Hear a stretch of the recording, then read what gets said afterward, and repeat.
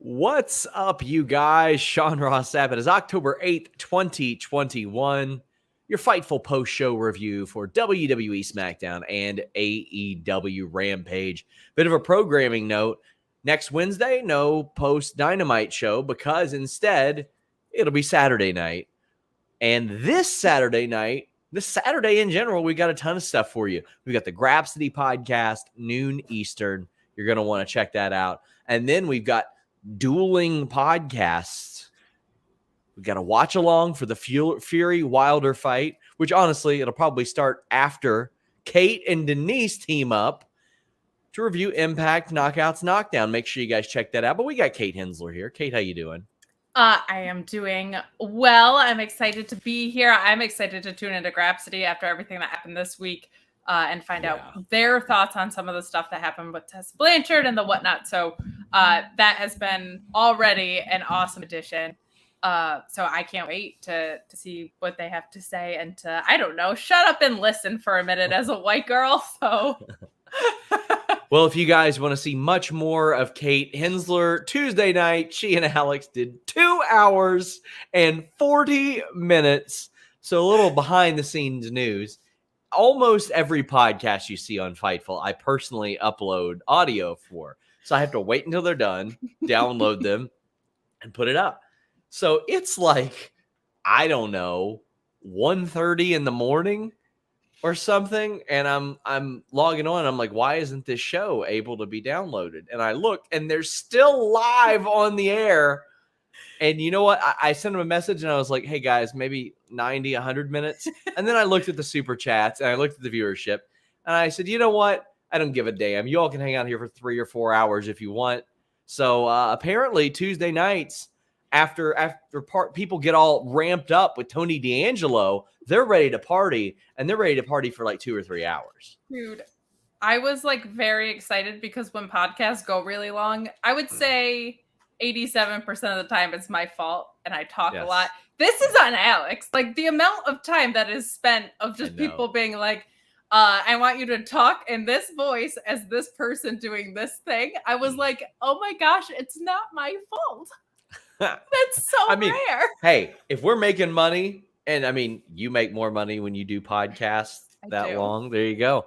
Well, it would help us out if we made money from you, beautiful people. Please donate to Super Chat and get your question or statement read on the air. Please leave a thumbs up. Please subscribe. Over on Twitter, we have a Twitter stream of this. We have the YouTube videos posted. If you don't mind, give us a retweet. Post us on Facebook. All that good stuff. It really helps spread the word of what we're doing. And the most direct way to support us is FightfulSelect.com. I had a couple of news items today. A pretty significant one came in the form of the third part of the WWE relationship story with USA, Fox, and now streaming services. And I'm not just talking about Peacock. I'm talking about their own, and I'm talking about Tubi. And some of you are going, what the hell is Tubi, and why should it even happen? Well, Tubi is Fox's streaming service, and there was another wrestling company that was going to land on Tubi, and WWE put the kibosh on it. FightfulSelect.com has that story. We have just a ton of draft news this weekend. I've got news on Gable Stevenson. I've got news on what the people that got drafted knew. I've got some news on some schedule changes for WWE coming soon. FightfulSelect.com. We broke all the news of WOW Women of Wrestling. We let you know when they started to talk to AJ Lee. Some other promoters are interested in her. We got some Thunder Rosa news, some Big E news that dropped on SmackDown tonight. Just tons of stuff over at FightfulSelect.com. So please go over there, support us, subscribe. We got a new podcast every day as well, but I saw that MJF did an interview for you on with Thunder Rosa, so that's great. And then you were also there for part of it, so congrats on that. That did exist. We dropped our interview with Thunder Rosa today. Man, I'll put it this way: if you people haven't signed up for Fightful Select, go to FightfulSelect.com. However, if you are subscribed to Fightful Select, thank you, universe. Also, I mean, if you are subscribed, subscribe again. Use a different credit card. Create a second account. log in on your Firefox and your Chrome and just duel them out. See which one loads faster. It can become like a cool game where you give us more money. We greatly appreciate it. I got a bunch more interviews dropping this week as well, guys, or next week. You're going to love it. We're going to start by talking about AEW Rampage. Oscar Villanueva says, Rampage is a fun show, but the time slot is death in the long run. What do you think is a realistic programming and time slot for Rampage? Kate, I think that either Monday at 7 p.m. or Friday at 7 p.m. are better options. I think maybe Friday at 7 is a better option because I don't know if people really want to hang out and watch wrestling for 4 hours, but I think Friday at 7 p.m. would be much better. Yeah, and even if you... How many people are watching AEW that also watch Raw versus how many people that are watching AEW also watch SmackDown is something that's very interesting to me, because if I didn't get paid to pay attention to WWE programming, I wouldn't pay attention to Raw at all. Sure. I pay attention to it for continuity reasons with SmackDown. But even if there's like a half-hour overlap, because WWE often starts their main roster programming with these eternally long promos, I don't know if that's like the worst thing, but yeah, this is not something that feels sustainable in the long run. I'm interested to see if they switch that when they move to TBS as well. So I'm intrigued, but I'm in agreement that this does not feel sustainable. And it's not just because I do a podcast after it. That's my favorite part, but there's other options. So why take this one, if that makes sense? Does make sense. Ryan Sullivan says, Sean, I hope you have the ability to have both Catherine and Denise muted at times tomorrow. It doesn't feel right without a mute. I'll see what I can do. Anything's possible, as they say. And I think anything's possible is pretty well the story of Daniel Garcia's career. I mean, after all he's already been through, like throughout his career and what he's overcome, and now here he is in AEW, and he's not only working CM Punk, Kate, he's cutting a promo against him to kick off the show. I love that. Daniel Garcia brought up a good point. He's like, you're complaining about us attacking you, but what would you do if you were me? What would 23-year-old CM Punk do? And CM Punk says, well, 23-year-old me wouldn't be hanging out with the Nasty Boys' younger brothers. No, certainly not. But he would be wearing Nasty Boys inspired kicks. Yeah, of course. That was going to get made for him. I liked that part of the promo. I did not like when they were like, you took your ball and went home, voice of the voiceless, because he already said he's not the voice of the voiceless anymore. So I thought it was weird that they kind of regurgitated that. It's the obvious. I loved him calling himself, I think it's Ray Bork. I think that's the name. But he was the old ass hockey player that just hung around forever. I love that, him drawing that comparison to himself. It's great. And like, this is a very fun face version of CM Punk. I always think the money is in Punk as a heel, but like, that's not realistic considering how monumental his return was.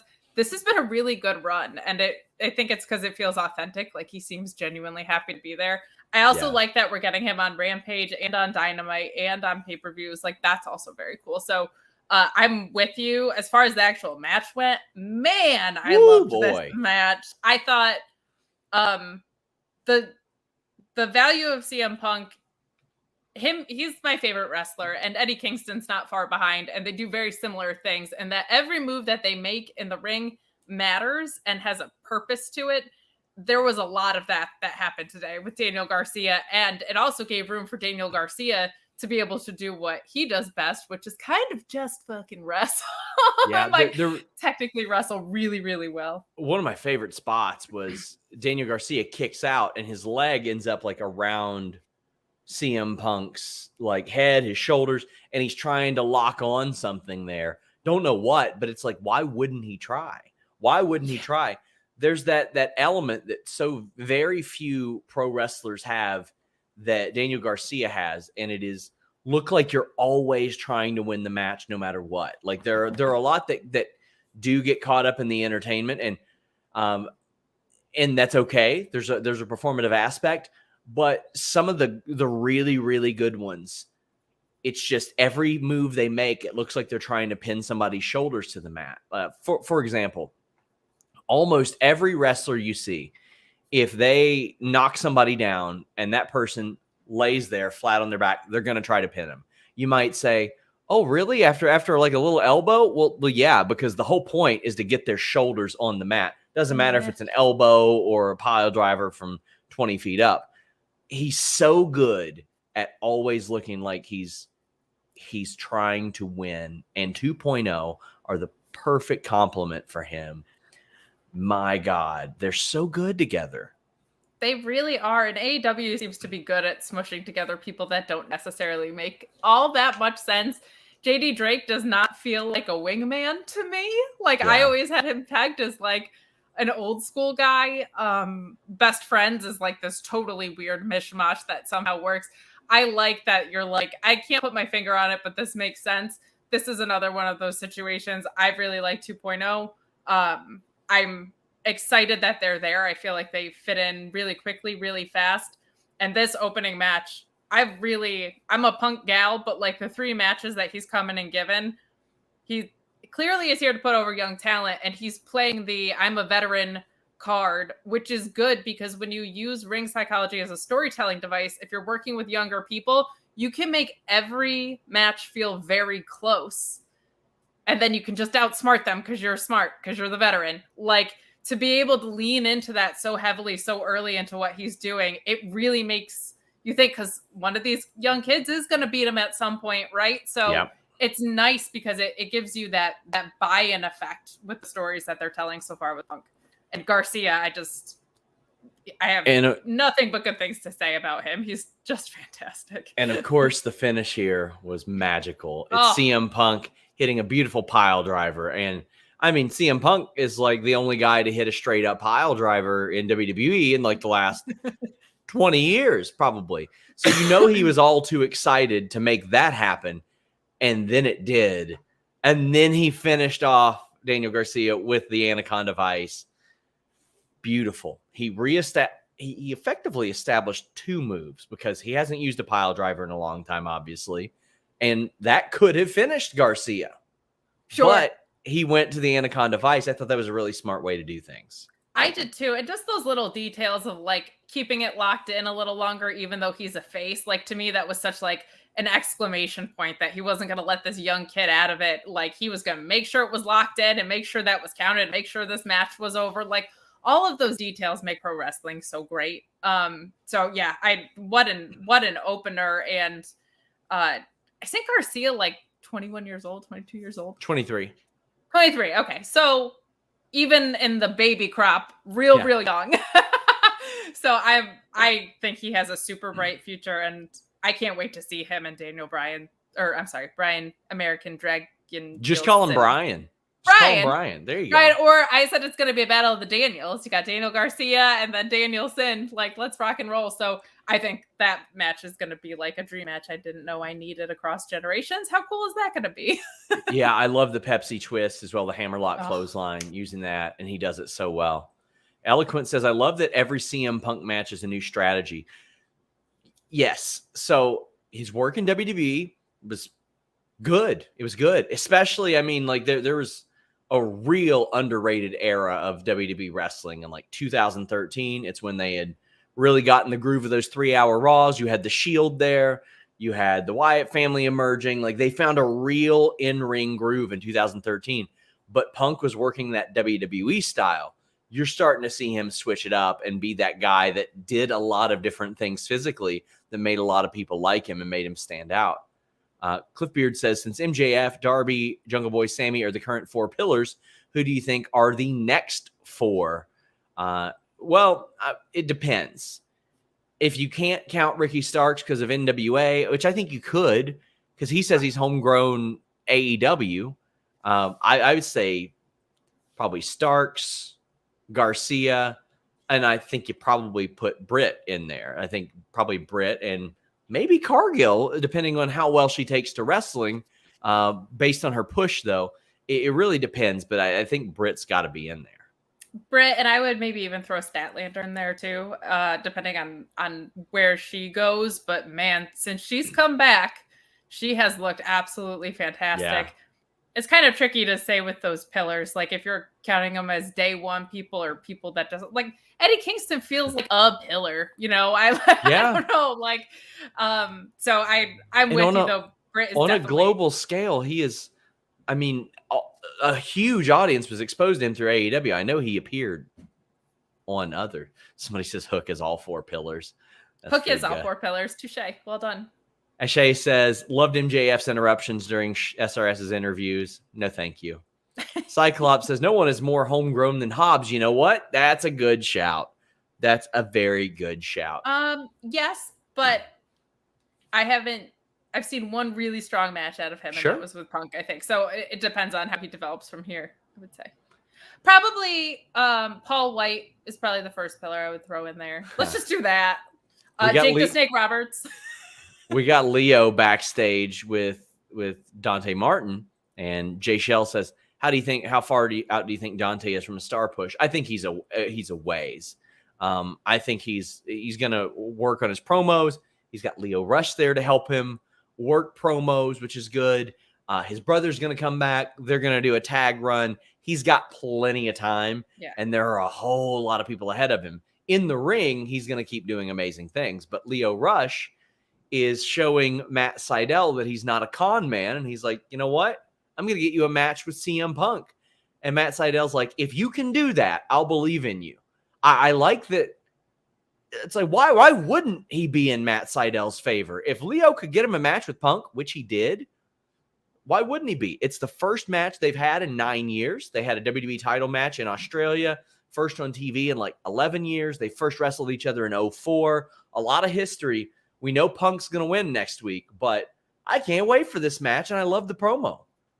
Why not? Like, there's a few things I really like about this. One, my hope is where this is heading is that Leo Rush is going to go private party away from Matt Hardy and say, he hasn't done anything for you.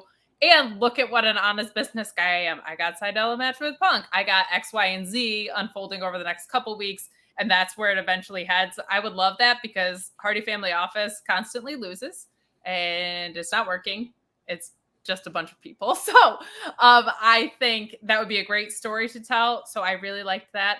Very in on the former Kofi Kingston tag team partners match in Sydal and Punk. I think that'll be a great match. I was not like the most excited about Sydal coming over, but he has proven me wrong. I feel like he's been so versatile. He's somebody that can eat losses. He's someone that can make other people look good. Like, I think because it was in a Joker spot and I was like expecting a big reveal that didn't like hit for me as much, but he has given a lot of people a lot of really great matches. He gave Brian Cage his first solid match, I think, in AEW. So I think that's going to be great. And it's kind of fun to see Punk work now with someone who is a little more established. Like, we can head a little bit in a different direction for 1 week. I'm just a little confused because it seemed like he was going after Team Taz and now we've gotten this swerve, but I'm wondering if that's just so that we could finally have this Cage and Starks blow off, and you can just throw Punk back into that. Like, there's no harm in that being on delay, but just a little bit of a switch of storyline without a ton of explanation. Riven Blade says, tonight's Rampage is the episode I'd show non-AEW fans. A classic one-on-one match, high-octane tag, a star-powered squash, an intense main. I loved it. It was a good one. I rather enjoyed this episode of Rampage. We had Jade Cargill smashing Sky Blue. I mean, kind of figured this would happen.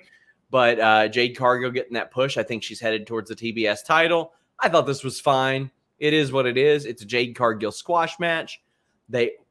Maybe they'll turn that title into Jade Goldberging people, which if they can get away with it, sure. But it seems to me like she's being built for that. Or at least in the finals. We'll see what the blow off is. Her and Thunder Rosa seemingly having a skirmish definitely throws an interesting wrinkle. Yes. This was fine. Apparently Rosa brought the chair from the last city. Girl, just find a new chair. There's no way. It didn't cost more to ship that chair. I think, this was perfectly fine. It made sense in the context it was in. It was just very disappointing that in 4 hours of wrestling, we got like 5 cumulative minutes of women's wrestling, especially after the week that we've had. So that part was disappointing. This, however, made sense. I would have just liked to have seen another women's match on the card instead. But if AEW had any idea how SmackDown would go tonight, they would have booked a match that went longer just for the sake of doing it. I think so too. Like, sincerely do. Yeah. We had the Lucha Brothers against the Acclaimed. I love AEW's way of booking stuff like this. It's like, all right, well, the Acclaimed are popular. They're on a bit of a roll. They're going to get buzz for what they do. That's cool. But they're not going to be at the top of the line. They're not going to be champions anytime soon. So give them their, I think they've won like 4 or 5 straight matches in a row, and then give them their title shot. They lose. They lost fair and square. No big deal. Doesn't hurt them. Move them to the back of the line. You can reset the method. Like, it's not the end of the world. Like, unfortunately, we've seen so many times in pro wrestling where if it's not somebody's time, like they get put on ice or they're just treading water. They can lose to the best tag team in the world. It's okay. And that's what happened here because they stomped Anthony Bowen's ball sack. They really did. They redeemed his nuts. They did. Hard. I really, really liked this match. And I agree with you. I like the booking. There's this guy on Fightful named Sean Ross Sapp who sometimes says, sometimes wrestlers just beat other wrestlers, and that's okay. This is a good example of that. Good thinking from my smart boss, who is not on anybody's payroll. He just makes great observations. I agree with. I'm on Fightful's payroll for the next 9 years, 8 years. 8 years. I'm signed through 2029. Congratulations on your extension. And if you want an extension, they'll be back. This match was great. It continues to.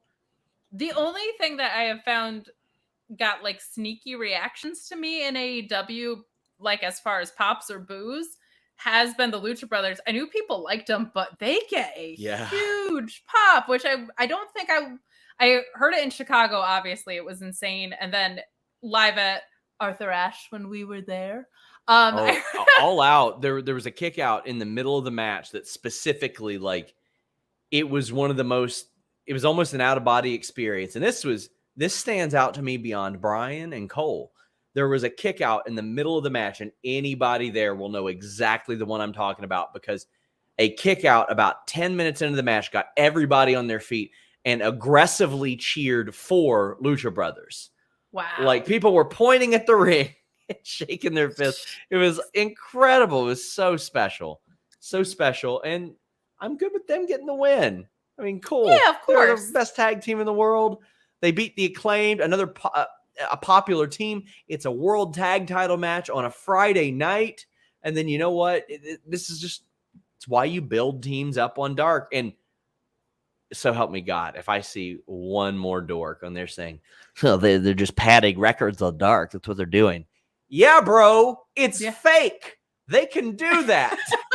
It ain't real. And this ain't like Tyson Fury or something going out and punching some dork. I mean, and he doesn't do that either, but it's what you do. You get them wins, give them a reason to get that title shot, Kate. Yeah. And then back of the line. Cool. I complain consistently about the rankings, but I will say this. Never once have they said that the number one contender comes from the top of the rankings. They choose to use it when they want to. That drives me crazy.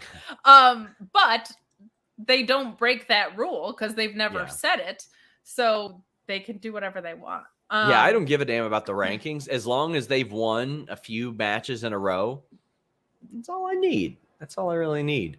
We do have to also mention that in the rap, they made an Arn Anderson's clock reference. Yes, they did. It got a huge pop. It did. And this felt like almost a babyface rap. Like there was nothing really insulting until that Rocky line. Yeah, the Rocky line.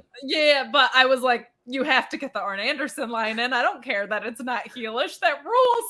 They popped for the Ben Simmons line too, which I really liked. I'm excited to hear Joe Holbert talk about that.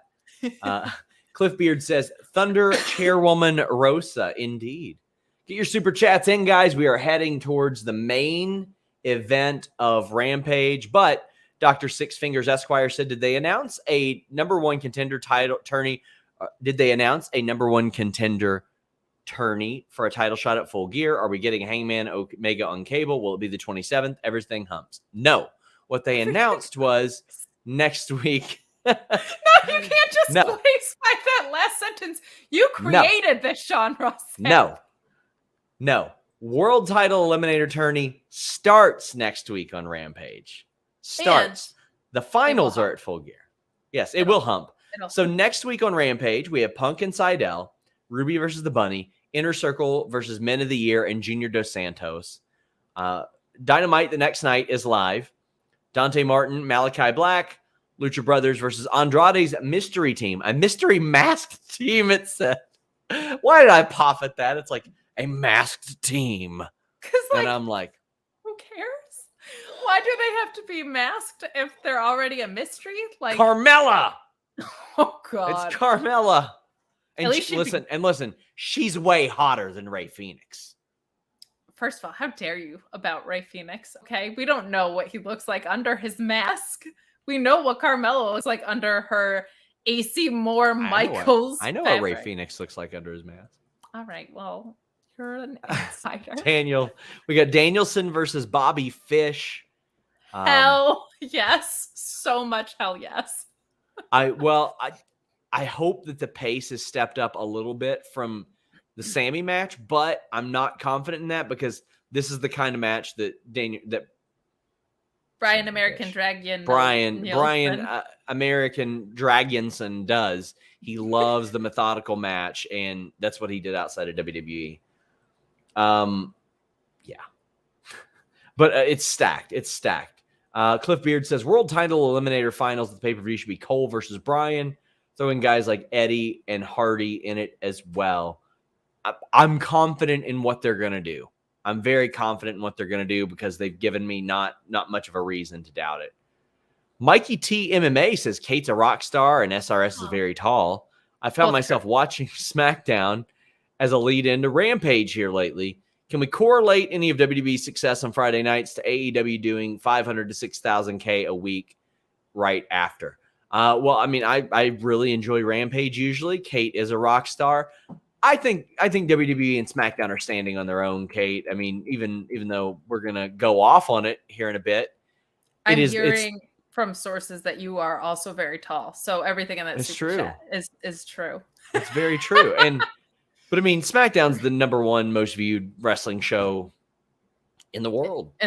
Yeah. I don't think they're that related. I think if it was Dynamite, you would see that. But I also think that probably everybody sees the handwriting on the wall that this is not a great time slot for them. So they're not going to get married to competing with a product that A, isn't directly competing with them, and B, probably going to move anyway, I would think. Kenshiro says, hell no, Sean, Bryan, and Fish should just have the Ibushi Taichi match where they only kick each other for 15 minutes. Oh, that sounds rad to me.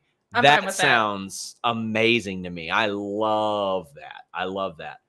We had Ricky Starks against Brian Cage 2, a Philly street fight. I got to say, this match was over before it started. Do you know why? I do not. Did you see Ricky Stark's tweet? Yeah, I did. I'm going to go ahead and pull it up for everybody. Please do. Going to make sure I pull up this screenshot. I wish I had it prepared, but the match was fine, but it's tough for me to get super into Brian Cage's work. It's just tough. But Brian Cage said on Twitter, Ricky, where is the Philly street fight? And Ricky said, in Philly, you big dumb bitch. When I tell you, I popped off of my couch when I read that. That's not hyperbole. I stood up and was laughing. It cracked me up so hard. I am ready for this angle to be over. Me too. It is started and stopped 100 times. It is not working for me with Brian Cage. I'm ready for him to move on. I'm ready for Ricky Starks to break out as the star that he definitely is. It's hard to get behind a Brian Cage as a fan. It's because there's nothing relatable about him, but he also doesn't have like the dominant squash matches. There's not an identifiable character trait that you look at and you go, I empathize with that guy. Well, we have the same weight regimen, but other than that, like other than that, we lift the same. No, I'm with you, and I was trying to think about this. I was like, he hasn't really been in any other feud since he's been in AEW. Like, he had that great match with Hangman, but that was kind of one-off-ish. Yeah. Like, there's not a lot to dig into here, and it's also very hard because I'll boo Ricky Starks with a wink and a nod, but I love him. Like, and when you're up against a heel, we just saw it with Cody. It's becoming more and more clear to me every week that part of why Cody is getting booed is because Malachi Black is so over. Yeah. Like, it's hard to then go cheer for Brian Cage when you actually really like Ricky Starks. Like, that's a tricky thing. But I'm not into this iteration of Cage so far. And I think he just needs something new to do. This has been going on forever. All due respect to Brian Cage, I mean, he's had a lot of really great matches. Lucha Underground, PWG especially. He had a lot of good ones in Impact. I had good ones in Japan. I've watched every one of his PWG matches, everything he ever did in Impact. Even as good as the Hangman Page match was, I don't think any of his matches in AEW crack his top 30 that I've ever seen. And it's been a year and a half there. Ricky's head bounced off of the chair in the corner. That was filthy. Sawyer says, I thought Brian Cage was totally fine as a monster heel. We'll never understand the face turn or why Team Taz needed a civil war. Me either. I just think that was probably the best use for him, and I don't know what they're going to do there. Somebody says, have we seen Tony's tweets yet? So Tony says, I saw you're doing a half-hour head-to-head with us. I can't wait to finally beat your main show head-to-head. It's been a long time coming. See you next Friday for AEW Rampage on TNT. A damn. So SmackDown is going to be on FS1 next week and is going like 2.5 hours. I don't think that was smart. This is like Giancarlo Stanton tweeting that the Yankees can't be stopped and them getting stopped in the first inning. I have a lot of feelings about that. I don't want to keep you here all night. But this is just stupid. Oh my God. Oh my God. Pleasantly surprised. Somebody says, Tony, worry about your own show. And he said, I already announced the AEW Rampage card live next Friday, and it's straight fire, Chief. Okay, so no, he's just having fun. I take back everything I said. I love it. He's just having fun. Guys, he's very self-aware. Like the only room for one con in pro wrestling video, that was very funny. Like, he grew up around the Monday Night War era of Billionaire Ted and Bischoff and Vince and the Cornette promos on WCW. Like, this stuff is healthy, it's fun, and it's harmless. Ain't nobody getting hurt by those tweets. People saying, Tony needs to focus on his own product. Well, what do you think WWE's doing? You think that was an accident, booking 2.5 hours? Who could possibly give a shit? Do it. Compete with each other. Make your shows better. That way other people want to watch them. Who cares? Good for both of them. I think, I don't think I've ever doubted that Tony Khan has focused on his own product. He seems like he's a madman who works on it all day. I'll be honest, it seems like he probably does like a line of cocaine and then goes to work. Let's not speculate that. Let's not do that. We can't do that. That will get us angry AEW people. But energy-wise, it seems that way. Sure, he's a very energetic fella, but Intangible and Clipbeard says, straight fire Chief is the best line of the night. Good promo from Tony. Not if Kate has anything to say about it. It's not the best line of the night. Hannah M says, the whole last 30 will be Roman. His entrance will be all it is. But Rich McCann says, super excited for the TBS title. Don't want Jade to win as she isn't ready for a title. Please let Deeb win after Wednesday. She's amazing. Deeb is really special. She is the Bret Hart of that women's division. She is so good. Andrew said, I popped for Jericho shouting, "Send Hook!" Yes. Was that him or was that Taz? No. Taz said, "Send Hobbs," and Jericho goes, "Send Hobbs, send Hook," like 3 times in a row. And Taz goes, "Send Hobbs and Hook." So I was going to bitch about Jericho's commentary. I'm going to let it slide after that. I'm going to let that one slide. Because he asked us to send Hook. Ashe says, a rising tide lifts all boats, so I'm sure WWE's ratings and AEW's ratings are affecting each other positively too. No, I think that probably AEW's ratings are being affected positively by WWE's on Friday because that's WWE's A show, and Friday is a death slot. Kenshiro, or actually Mikey T, says, my last super chat was a stretch, but just curious to hear your all's thoughts because you all are the best, and I appreciate your all's input. Take my money. Well, we appreciate you. I don't think that Rampage significantly affects WWE's viewership in this sense, just because of the time slot, the network, and it's the A show, but you never know. I would also venture to say that NXT and AEW affecting each other made sense because they were closer products. I think Rampage is far enough away from Dynamite, never mind what WWE is doing, that they would affect each other too much.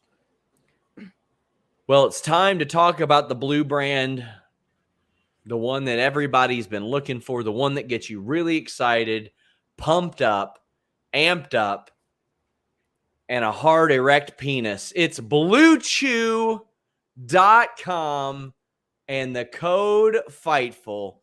BlueChew brings you a chewable with the same active ingredients as Viagra and Cialis, so you know they work, but they work on your schedule. Having performance anxiety, BlueChew has you covered. It's not just for people that have a problem. It's for that confidence. You want that confidence to be able to wear bangs like Kate does. And if you want to wear your bangs with the most confidence you ever had, BlueChew.com and the code Fightful is there for you. And it's discreet. A lot more discreet than Kate's Twitter game over the last couple days. That much I tell you. It's prepared and shipped direct in the United States right to your door. So the mailman's not going to know what's up unless you tell him. Let me tell you, I've got all kinds of theories about hooking up with your mailman. And there's all kinds of special deliveries and package references and all that. But Blue Chew will make sure you're the talk of the town. And we'll be discreet that long because when you're slinging that thing to somebody, they're going to go tell everybody, including the mailman. The mailman's going to be like, listen, usually I'm just here for the mail, but now I'm here for dat dick. BlueChew.com and the code Fightful gets your first shipment free. Just pay $5 shipping. The code Fightful gets your first shipment free. It's a good time. What a scandalous mailman you have in your neighborhood. Oh, listen, I've got too many like segues and references and possibilities of the mailman and all that stuff. We don't have a mailman here. Everybody in my town has a P.O. box. Like, unless it's UPS or FedEx or something like that, everybody's got a P.O. box. Nobody gets mail delivered to their home here. That's precious. Yeah, it's a very small town. Orlando Orrego says, didn't know SmackDown was 2.5 hours. Well, I'll watch it the next night since I'll be at Rampage next Friday in Miami. I hope you have fun. Hope you enjoyed yourself. Kenshiro says, if you want the fabled Women's Evolution, Impact, Tokyo Joshi, and Stardom are all having big shows tomorrow. Shame that the WoW reboot is already dead. I've got plenty of thoughts on that one, my friends, and maybe I'll save it for next Wednesday when listing you boy. But I mean, I'll be talking about it on the Fightful Select Backstage report this Monday because I broke the news of WoW coming back.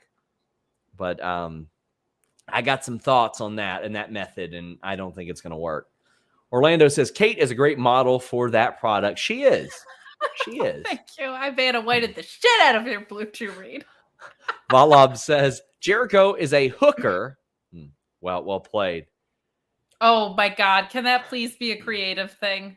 that all of like Hook's little fangirls and boys are called hookers. Did you watch when Test was around and Stacy called his fans testicles? Yes. Yeah, I mean, I didn't watch, but I know of it. Yeah. Yeah. SmackDown, we got a Hit Row package. This is cool. Just introducing them. They'll be around, I guess, in like 3 weeks when the rosters take effect. Kate. Please don't ruin them. Please don't ruin them. Please don't ruin them. Please don't let old white guys ruin the cool well, let me tell you. That's been on television. Well, here we go. We're going to go ahead and talk about Toni Storm, who, by the way, really likes the 80s, Kate. No. Really? Bruce and Vince saw her jacket, and they said, okay, here we go. So Toni's back in the Queen's Crown bracket, and she loses in a couple of minutes to Zelina. Now, I'll speak on the positive right now. The finish, I adored it. Toni's got Zelina up in like a gory special, looking like a gory bomb. Zelina does a code red. That's where the positive ends. Because what we're going to do is lump this in to Liv versus Carmella, because there ain't shit to talk about in either one of these matches except for the bad booking. Because Liv and Carmella have 50-50, had somebody with the balls to say to me, well, that's because Liv's moving to Raw. Guess where Carmella's moving, pal? To Raw. This is stupid. Did we need the Madcap Moss segment? No. Did we need a 42-minute entrance for Roman Reigns? No. Did we need a 640th contract signing with Becky and they didn't even sign a damn contract. They had to sign it backstage, and Becky hit Adam Pearce in the wiener. And WWE hit us in the wiener. A fully erect wiener with BlueChew code Fightful, because all you had to do was pay shipping, so it probably really hurt. Probably. We by far got the most super chats about this than anything. And what we have is 4 minutes, less than 4 minutes of in-ring action. By the way, Toni Storm did an atomic drop because she loves the 80s. Yeah. And that's when they did that move. What the hell is going on here? What possible benefit could there be from Carmella and Zelina winning their matches? This is a slam dunk decision, Toni and Liv. Yeah, so first of all, we also got a promo from Zelina, and I just have a hard time buying what you're saying when you've won one match in the last 18 months. By the way, they sent her out there before the commercial, and she just had to dance to her own entrance music for like 4 minutes. so long weird. And uncomfortable and awkward. Yeah, you know what? It's very upsetting as a female wrestling fan and a fan of women's wrestling to have all these wonderful things being announced this week with the TBS title and a tournament. And I'm a huge tournament mark in general. I thought this is going to be such a good reset. Tournaments can be such a good reset. It can clarify who your card is because you just broke up every women's tag team other than your champions. It can create storylines. That's why I love New Japan so much. I'm a tournament mark. It feels like a sport when you do tournaments. Why isn't it called Queen of the Ring? This is just the most, sorry for cursing, dog shit way to start this. Like, the fact that Liv beat Carmella 3 times already. Maybe 4? Or is it 3? It might be 4. It's several. It's enough that this should be over. And why are you starting a new feud going into tournament anyway? It makes I had no somebody sense. say, "Oh, well, you wouldn't complain if Bryan and Omega had 5 matches." Yes, in 3 months I would, because it's not special anymore. And somebody said, "Well, what about Benoit and Booker T?" And I'm like, "Okay, good. You're naming the one time in the last 25 years that this has worked, except maybe Cesaro and Sheamus, because that birthed the tag team. Maybe twice out of the dozens of times they've done it. And I didn't need all those matches for that. That also had an end game. This does not. This does not. And no offense to Liv or Carmella. I think Carmella is drastically underrated for how great she is personality-wise in the ring. And I think Liv has grown tremendously. Also, Kenny Omega and Bryan Danielson is a literal dream match for all of wrestling history. And I still don't want to see it 5 times in 3 months. I'm excited to see Kenny Omega and Adam Page once over 2 years, basically, or like 2 times.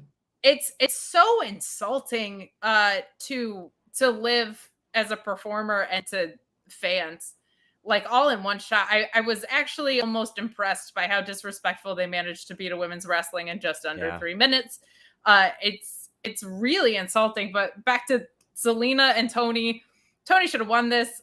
Zelina being in this tournament doesn't even make sense.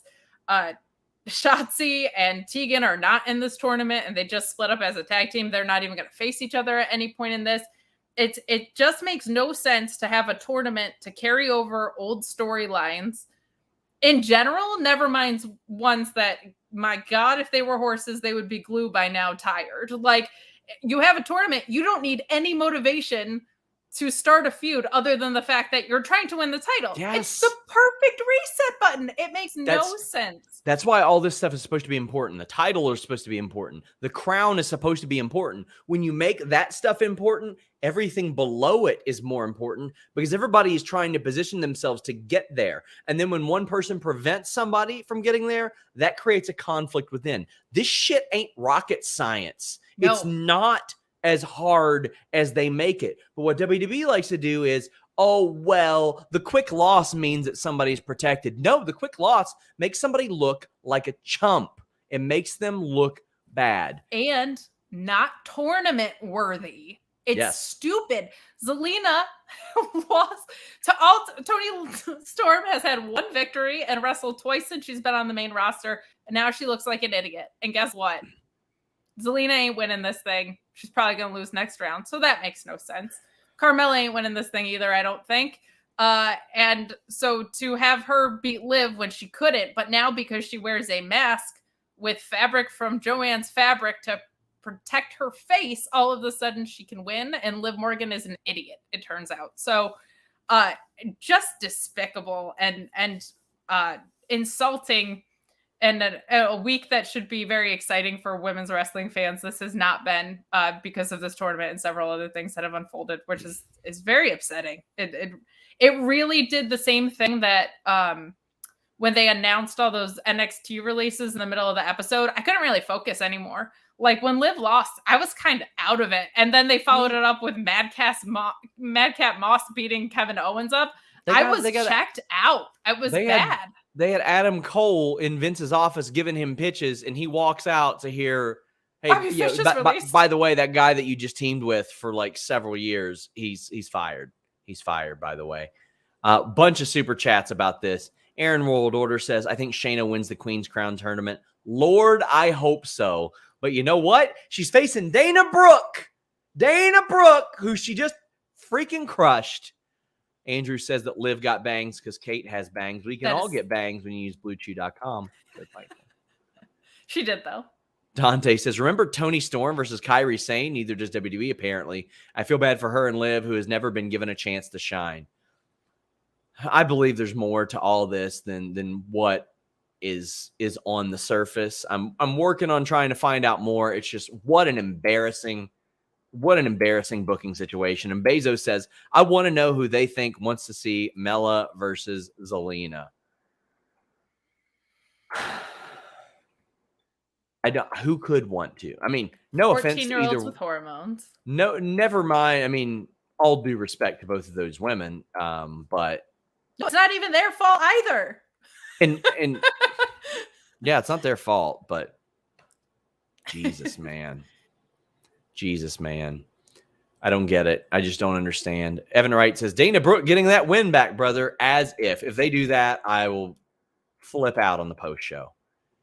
Intangible one says, I want them to do it because I don't have faith in booking the rest of the tournament. So if we had an SRS flip out, I'm game. Oh boy, that's maybe the highlight. Cliff Beard says, hello to the Iron Woman, Fightful Killer Kate, not Caitlin, and SRS. Boys SmackDown's women division did not look good tonight. Belair is on Raw. Well, Belair's about all that looked good there. Josh Tolman says, why should I care if my favorite wrestlers or about my favorite wrestlers if they do this crap? Why should I get invested? I'm just tired of it. It seems like WWE's only route to booking major baby faces is, well, we'll just book them like dog shit until eventually the fans get so fed up with it that they have this groundswell of support. See Kofi Kingston, see Becky Lynch, see Daniel Bryan. It happens way too much. It's the only thing that, like, since CM Punk's promo, they have just been like, we'll just blue ball people until they're super over. And they don't always pull the trigger, by the way. Look at freaking Naomi. Like, what, 6 years? It's so insulting, and it's so simple to correct. Look what happened when they actually pulled the trigger with Big E. Everyone got real excited and your ratings went up. Like, it just defeats the whole purpose of a tournament. I don't understand it. Like, man. And by the way, before you come at me with your Homer bullshit about AEW, their tournaments for women suck too. The Joshi one set up no storylines and was on 3 different platforms, and I couldn't even follow it. And the tag team one didn't really do anything but give us Tay Conti. So if you told me in the beginning of the year that the best women's, actually, I'm trying to think if Impact did anything, but like Ring of Honor so far has had the best women's tournament that I can think of. The homecoming tournament was better than the stuff, the mixed tag. That was better. My goodness. Cliff Beard says we're due an epic SRS rant. Andrew says I champion Zelina and Carmella as the only other tag team. Now they're facing each other. Yep, those are the breaks, man. Andrew Lolavar said, imagine the godly story between Kofi and Woods in the semis, but based on tonight's booking, Woods probably loses in round 1 and Mahal is the winner of Game 3. Oh no.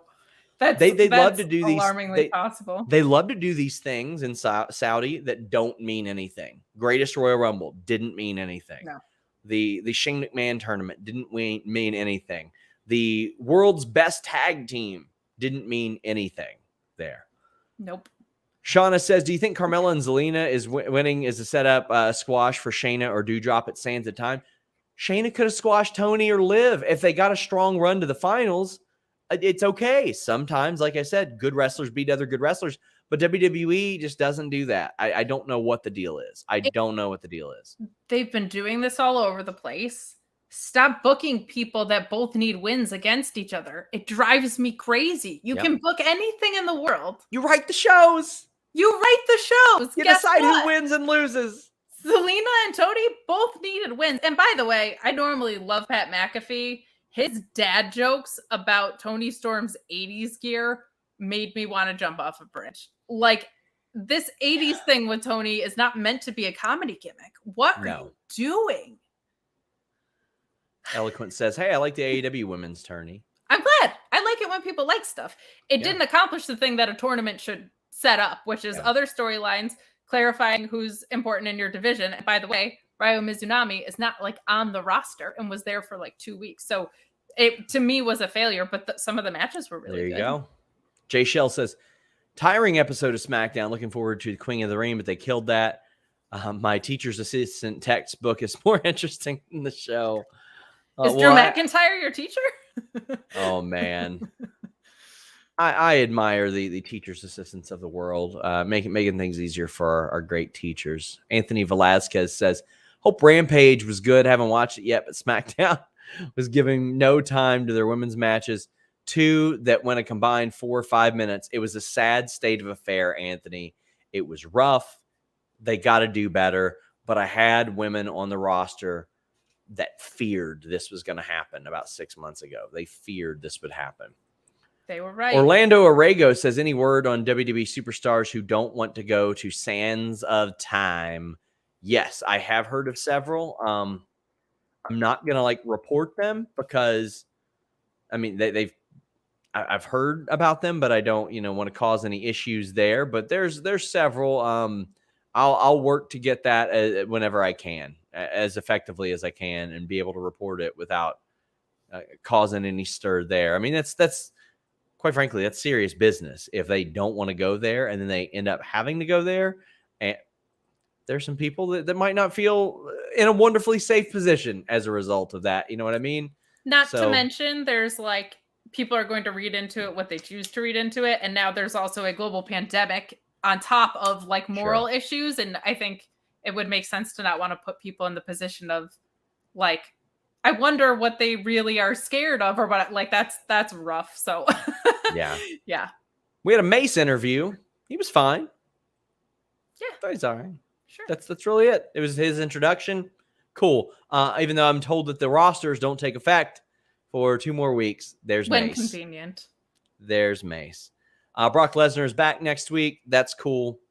But Naomi walks in and she goes, hey, what gives? I should be in this damn tournament, which makes all the sense in the world to me. She should be. But then she says to Adam Pearce, just trade me back to Raw so I don't have to deal with this. And I'm thinking, Sonya runs Raw too, pal. Yeah. Yeah. Like they're both here on Mondays as well. Like, whatever. But Sonya's like, you got a match next week. It's me. So I don't know if this will actually happen. If so, it's Sonya's first match since August of 2020. I can tell you guys that there were some pitches and plans for this to happen a while back, but I hope she's back. And I think they should probably do this if they want to throw something at AEW and try to beat him. This is one of the better built matches I've seen WWE have in a long time. They haven't been wrestling each other. They haven't even spent more than like 2 or 3 minutes talking to each other. No. It's simple, and I want to see them fight. And it's not 47 contract signings. Look, like I've loved everything about this because they're both doing so many things right, and it feels real. It feels real because Naomi has been stunted by creative so much, and she's a fantastic performer. And on top of that, like there's just all these little things that both of them are doing and leaning into. Today was a really great example of that when Naomi kind of popped off with excitement as if she had been stifled and not having matches, and she really wants to wrestle what a babyface should.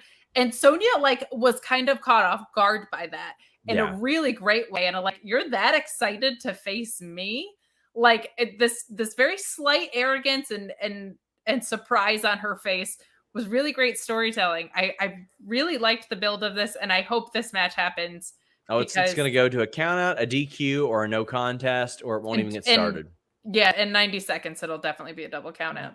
Can't just build something and then pay it off and have something good and then move on. If they do, they'll wrestle 200 times. No, yeah, because we have to have rematches until they start calling each other bitches. We got Sasha, Bianca, and Becky. They're all in like different spots, but this contract signing doesn't happen. It is a way to tease a big spot for Bianca where she puts both women on her shoulders, but she ends up putting Becky, I think it was, through a table. Like, do we really need these contract signings things? And then backstage, Pierce has to get the contract signed because nobody signed the damn thing. Sasha was over there on the table. Got a great pop, by the way. She got an amazing reaction. She deserves out there. it. Yeah, and it's just like I really thought they'd have something creatively better for Becky Lynch, and I gave them too much credit. Yes, you did, because we're still talking about the 26-second squash at SummerSlam. I don't know if you know, but their last contract signing was the same story, and now it's the same story plus Sasha leading off the show. I'm so bored. I'm so bored that 3 of the best women's wrestlers in the world are doing this. It's redundant. It's not great to start with. And it just keeps highlighting how much they've screwed up Becky's return every time they do this. I should have known from this opening segment that this was the way this episode was going to go for me. It wasn't good. And backstage, Becky hits Adam Pearce in the wiener, I believe it is. Yes. Or as I used to say, right in the penis. She redeemed his nuts. I wish I had more to say about this, but they haven't given me more to say. Cliff Beard says the big time Bex AR was terrible. Oh, God. AR. Yeah. What AR? What those AR? Little graphics yeah. that hang over the ring. Why was she like a little kid in hers? Stupid. They're bad. Guys, really please get your super chats in. Please leave a thumbs up if you're watching this live. It helps out a lot. It tells the people what they should be watching. So backstage, Ray tells Dominic to chill out back there. And Sami Zayn approaches Dominic, and he's very nice. He's like, hey, your dad's a great guy, but you shouldn't be treated like this. You're a grown man. You should be able to stand on your own. And I like that Dominic didn't go at him or anything. He's like, well, he's just giving me some advice. He's being cool. He's complimentary of my dad. Just says you should be on my own, should be doing my own thing, should be able to be out there. Well, the match is rad because of course it is. How the hell is Rey doing this? This is the same Rey Mysterio that we saw in baggy pants and knee braces. Give me those stem cells. Holy crap. Give me those stem cells and that really good weed that he gets. And let's go. Excuse me. You sound like you had some of it. You sound like you just had some of that. I didn't. That's leftover. It's COVID in your lungs. This match was great. And if you had said, it's going to have really good in-ring chemistry, Rey Mysterio and Sami Zayn, I probably would have raised an eyebrow. Not that they're not both incredible performers, but I just wouldn't have picked those two. I'm the biggest Punk nerd, and he says that he was like, I could get in a ring with Rey Mysterio right now and lace up our boots and not say a word to him, and we would have a banger. I think Rey is just one of those guys who is that great all the time. I loved this match. It was my favorite match probably on SmackDown, I think, and and it's a minor complaint, but commentary did a few weird things today. And this one was Rey Mysterio doesn't have Dominic's help against Sami Zayn today. And I was like, I think that's probably fine because it's Rey freaking Mysterio. It was such an odd, I get what they were trying to do because they're trying to continue the story. But I was like, yeah, I think Rey might have this one on his own. It's Rey Mysterio. That just was off base for me. But I was pleasantly surprised by how great this match was. Rey looked fantastic. Specifically the Tope Kangiro into the Hurricane Rana outside. Unfreaking believable. Even Rey getting that air on that senton when Dominic went up there to try to tie the turnbuckle back. My favorite part was the ref being like, Dominic, don't fix what I screwed up by not seeing this. And then he's not even interfering with the match. He's like, I'm just fixing the. He's just like, hey, you didn't do very good at your job. Let me help fix this. Yeah. This was really, really good. I like this. The finish is what it was. But Cliff Beard says, I'd love to see a King Sami Zayn because I think he'd be like Owen Hart. But then I remember Sami isn't allowed at Saudi. There you go. Unfortunately, he's not. True. Bezos says, I found Becky lying dead on top of Sasha so funny, but they're about to have another match of the night after Unstoppable COC and Hell in a Cell. Too bad it's going to have a DQ ending. This can't have a DQ ending. It's triple threat. Unless you mean, they can't. Don't remind them. They'll find a way to do that. In Saudi Arabia, where anything goes, of course. It'll be a triple count out. Dalio says, I want Woods to win King of the Ring so bad. I know he's not making it through the semis. It is such a nothing tournament that it would be so stupid if he didn't win it. It would just be so stupid. I mean, it's stupid that they're not on the same brand as Big E, so they're stupid with how they're booking this. I think it would be so cool to have Big E as a champion, Kofi holding a mid-card title, and Xavier with your King of the Ring. That would be so fun if everybody got to have their individual moments. And not for nothing, but as I mentioned before, sometimes it's good to have tournaments make people. And Xavier hasn't had that singles breakout thing the same way that Big E and Kofi have had their moments. So this would be a really great way to do that. I just have no faith at all.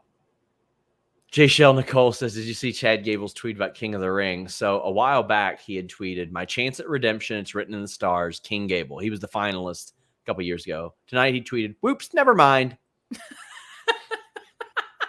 It's amazing. J. Shell says, I'm scared they'll make Woods and Kofi fight. I hope they do. I hope they have a friendly, meaningful match. A gentleman's match. Bezos says, they're main eventing SmackDown next week. Oh, yeah. Okay. Yeah, them. That'll go to a DQ. There ain't no finish in that match.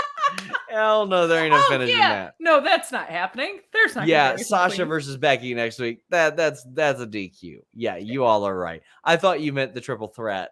That's my fault. Yes. And yes, we did see that tweet. Sorry, I just read it. But Cesaro, Finn Balor, another good one. King of the Ring. How are you feeling about this? The men's side being treated much better than the women's side.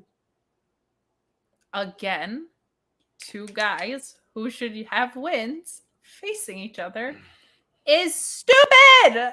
You can book literally anything. I'm okay with it in a tournament, but not with as great of a performer as Cesaro is and how badly he's been booked. Put him in a situation where he can win. And I felt like both of these guys should have won. The match was great, which is not surprising. Cesaro and Finn are incredible. I guess Cesaro has sleeves now when he comes to the ring. That was a new development. I called him Sleeve Zaro when I was trying to get my sense of humor back after being mad about Liv. I thought the match was really good. I wish they would do something with Cesaro. I think he's one of the most skilled performers on the roster. I would love Cesaro to be built really well until Mania and be the one to dethrone Roman. That would be like my dream booking. I don't think they're gonna do it. Well, this match was good. It was solid. It's what you want out of a King of the Ring. You want a good workhorse match like this. I'm all for it. I lost so much confidence in the direction of these tournaments because of how they've done them in the past. Corbin won and he had a great run. We see other women are being booked. We saw how some of the other stuff in Saudi went. There were maybe some teases about a reunion of the bar. That would be cool. I would love that. I think they would. Cliff Beard says this jacket felt kind of barish to me tonight. I would love that. I think that would be awesome. Did it feel like the bar or was it the bar? There'll be no question that it is the bar that you're feeling when you use BlueChew.com. Well played, sir. Well played. And the code Fightful. Finn Balor wins this match. Probably the right person to win, all things considered. We had Roman Reigns coming out with Paul Heyman and the Bloodline. I dig it. But Reigns is like, acknowledge me. By the way, Paul Heyman did exactly what he was supposed to do, so acknowledge him too. And then he accuses Paul Heyman of being like long conning him for Brock, who's back next week. And Heyman has to cut a promo at the camera to Brock Lesnar about Roman Reigns and says that Roman Reigns will beat him. I did not need Roman Reigns' entrance to be this long. I didn't. I'm past the super, super, super long entrance. Every so often, sure. Next week, 2.5 hours, sure. Tonight, when the women are getting 1.5 minutes and 2 minutes each, don't need it. This was the way that they book things when Brock isn't there to do stuff. And it's a placeholder, and I'm okay with that because Paul Heyman talks really well and Roman Reigns talks really well. How'd you feel? Look, I know if you want Roman Reigns on every episode of television that you do on Friday nights. I get that. I didn't need this segment. There was nothing harmful about it. Paul Heyman's face was precious. He looked like he was being held hostage, and I liked Reigns being like, I love you. My cousins love you. Like, the manipulation piece of it was fun. Would I have rather have seen a women's match with, get this, 7 minutes instead of this whole segment? Yeah. Certainly at minimum, you could have cut down the entrance. And it also makes those entrances feel less important when you do them every week. That, in general, I just think that's bad creative. Do your quick ones so that when you do a long one, it feels like some sort of statement. But this was perfectly benign. I just didn't need it. And I'm so annoyed with the women's stuff that this whole rest of the episode, that could have been shorter for the women's match. It soured it a lot. So much. But at least they followed it up with Madcap Moss. Amphibious Messiah says, Kate for WWE Creative. Book it, Vince, you coward. That sounds like a terrible thing to wish on her. Yeah. What did I do to you? Yeah, why are you mad at her? Joey Bag of Donuts says, hey, mailman, SRS told me to tell you it's BlueChew. Oh, special delivery. Hopefully you can drop it off by his back door. J. Shell Nicole Ben's says, gonna need it. I know Joey Bag of Donuts is a Pittsburgh guy, and I'm telling you, Ben's gonna need his BlueChew. J. Shell says they put heel Sasha with face Bianca in a tag match on Monday against Becky Charlotte. Can they coexist? Is that on the actual show? Or is that like a dark match? I don't know. I haven't. Man, I get so detached like when something terrible like the booking tonight happens. I'm just like, oh man. Oh Especially man. But I haven't seen that one come across the assignment board or anything today. I haven't edited an article like that. So it's also hard to get invested when you know everything's gonna change in another week. And when you know nothing will have a clean finish. Nothing has a clean finish. Not totally convinced that Sasha's not going to be used as a face. There you go. Not totally convinced about that. Volob says it should have been Cesaro and Woods in the finals. The party finals, Big Tony versus DeKang. I've been watching a lot more of Up, Down, Down of late. So I'll tell you what we don't really need to talk about. Happy Corbin and Madcap Moss beating up KO again. Like what somebody says, yep, it's on Raw. Oh, that's going to a DQ then. That's going to a DQ then. Boy. Wait, I thought these rosters. Never mind.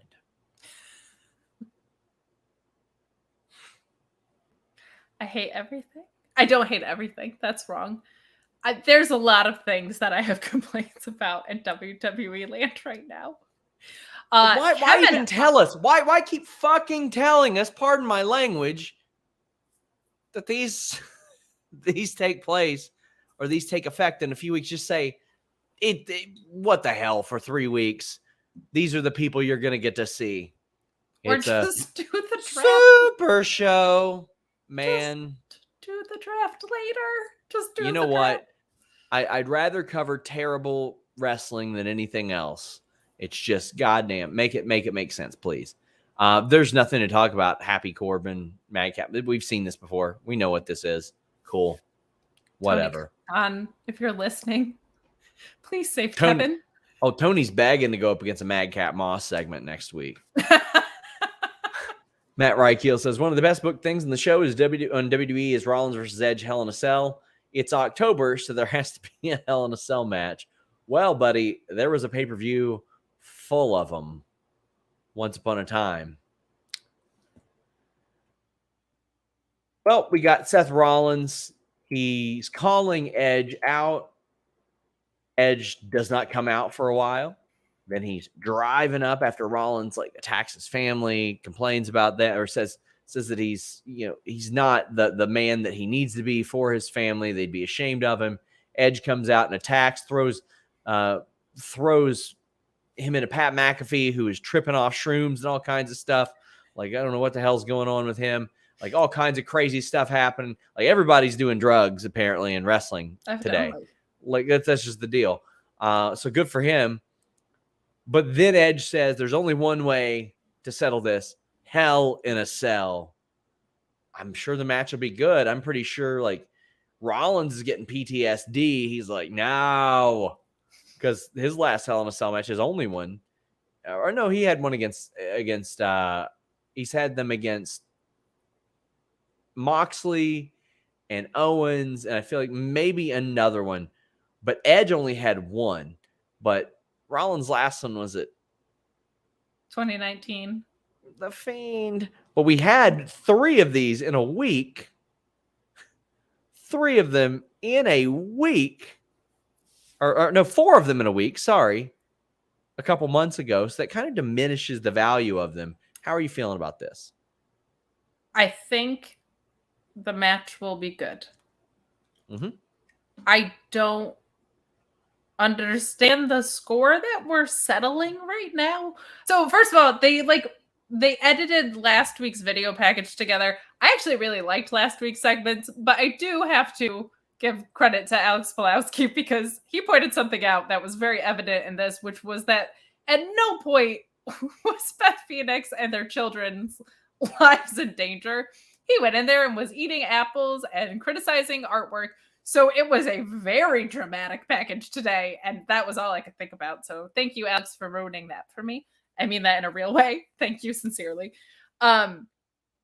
I don't get the point of the blow-off match. I don't get why they're not talking about the fact that they both have one win against each other. I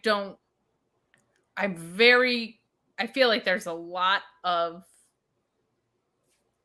like promo juice around this, and nobody's saying anything that warrants them having a third match. Does that make sense? Yes. Okay. Absolutely. I felt like I talked a lot and didn't say anything, which is what I was trying to say. They do everything like 3 or 4 times, and not everything needs to be 3 or 4 times. Sometimes you just have one freaking match. Their first 2 had very different stories, and I thought that was great. Like, I liked the differential in the stories that they told in the first and second match. I don't know what the point of this third one is.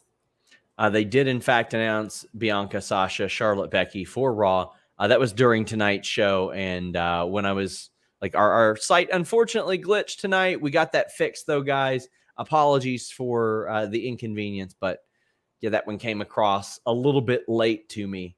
But hey, it's happening, and you all can look forward to the DQ as much as I do.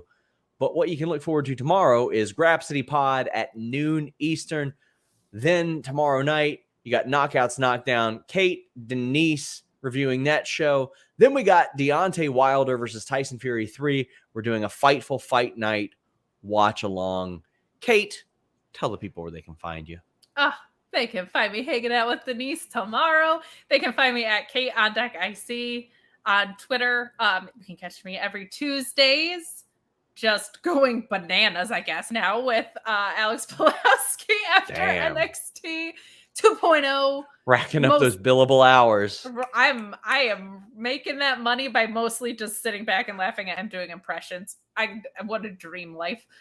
Wednesdays, you can catch me on the Mark Order podcast at Mark Order Pod on Twitter. And we talk all things All Elite every Wednesday after Dynamite.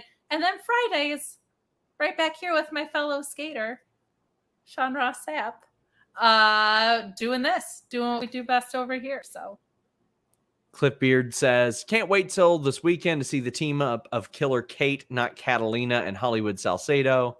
Let's go, Team Badass Babes. And Thank you. And Crimson says, it's a real problem when 97 Batman and Robin with George Clooney makes more sense than WWE. In your opinions, have they reached WWE levels of bad yet? At times, yes. At times, yes, they have. It's beyond WCW levels of disinteresting because it's the same shit over and over, and you don't have any confidence in the booking. So it's like that in that I don't have confidence in the booking, but the talent level is way different. Oh my gosh, Kate. I guess my dog really likes WCW. I'm really sorry. You stop talking that shit. Buster.